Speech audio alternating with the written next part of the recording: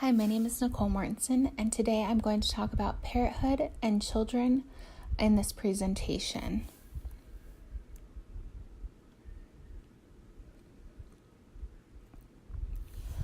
An introduction to parenting. Parenting can be the most difficult, yet most rewarding task that you ever come upon in your entire life. I think there's a huge advantage to understanding parenting from a sociological perspective. You can obtain a new appreciation for parenting and kind of understand steps of parenting that you may not have previously. When parenting, there are two factors that need to be considered in order to understand if parenting is best for you or not. 3 bullet points would be reward and cost of parenthood, how children affect couples, and choosing to be child-free. So for the reward and cost of parents is identified as a rewarding role, although it does take a toll on the emotional well-being of the parent. Richard P. Ebach and Stephen E. Mock executed a study in which they found that financial displacement of adding a child into a family. They also found the long-term emotional benefits of having a child. So in this study, they kind of discuss what the reward emotionally is, but how there's also a financial cost of having a child. And that does need to be considered when deciding whether or not to parent, because that can have a large effect on your outlook on that. Another big bullet point would be how children affect couples. Landman kind of discussed in marriage, families, and relationship making choices in a diverse society about how how having children can affect the couple's ability to stay together or not. They discuss that families with young children are less likely to divorce. This would be probably for the best interest of the child.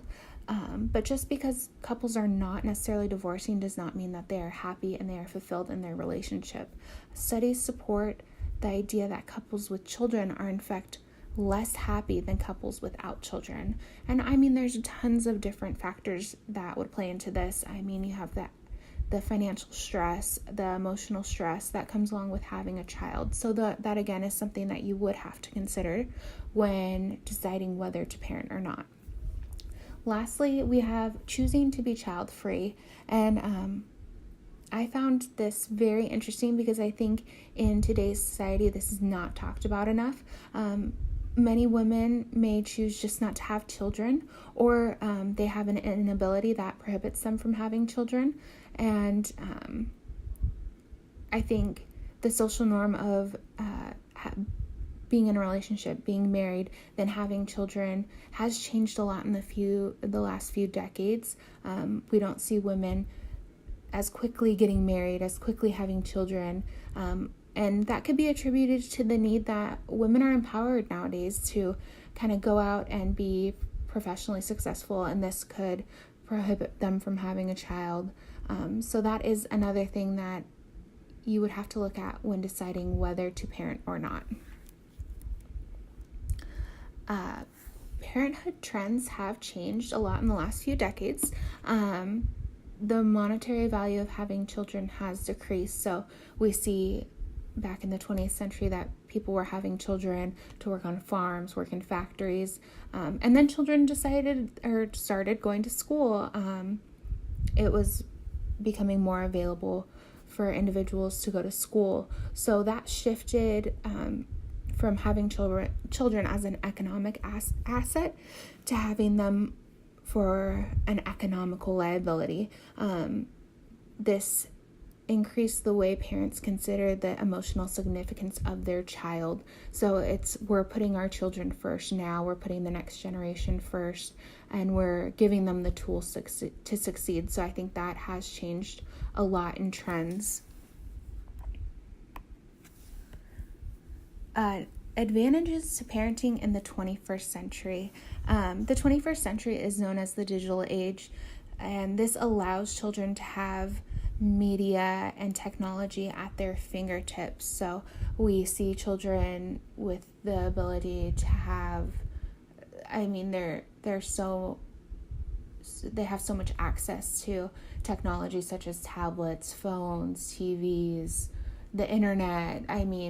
That is a huge part of the 21st century. And technology can be used as an advantage to both parent and child. We see so many different softwares coming out to help teach a child and kind of help them better themselves. And it can serve both as a training tool for children and parents.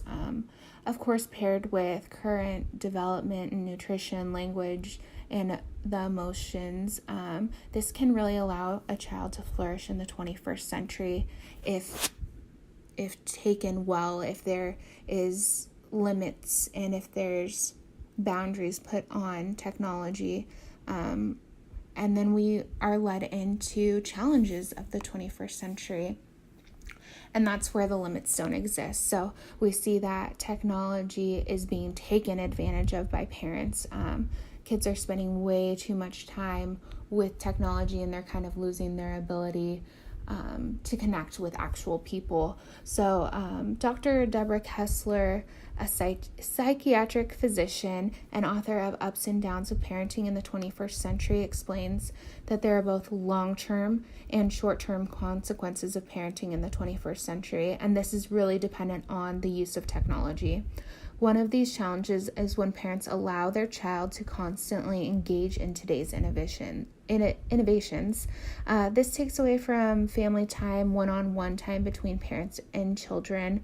This also can create a lack of interpersonal connection, causes lack of sense of community, and then a lack of independence, and even can create a lack of compassion and trust. And that really relates back to not having that one-on-one, not having those social skills, because they're so sucked into today's innovations. These are all consequences of living with such a tech-savvy age. So we do just need to be conscious of when parenting our children in the 21st century, that we do kind of still teach them the values of life. And lastly, we have the references I used to put this together. Thank you so much for watching.